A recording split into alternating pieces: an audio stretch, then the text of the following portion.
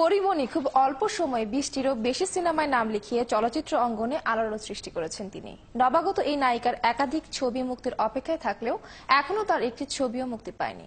নিজের অভিনীত ছবিতে প্রথমবারের মতো আইটেম গানে অংশ নিলেন পরিমণি। ভালোবাসার সীমাহীন ছবিটির আইটেম গানের শুটিং এর ফাঁকে কথা বলেছেন সহকর্মী রাশেদ আনিসের সাথে।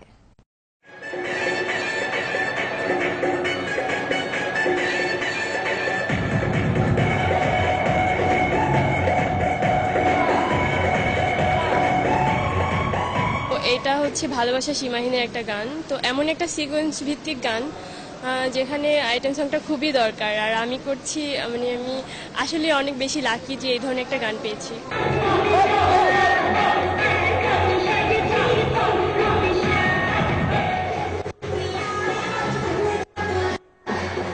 আমি ডান্স করতে খুব বেশি ভালোবাসি, তো সেক্ষেত্রে আমি মনে করি যে আইটেম সংটা একটা বেস্ট নাচের জন্য।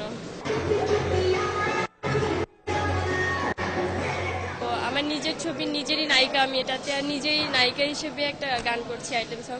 তো এভাবে যদি আমার চাওয়াটা ওখানে বেশি প্রাধান্য থাকে তাহলে আমি করতে পারি।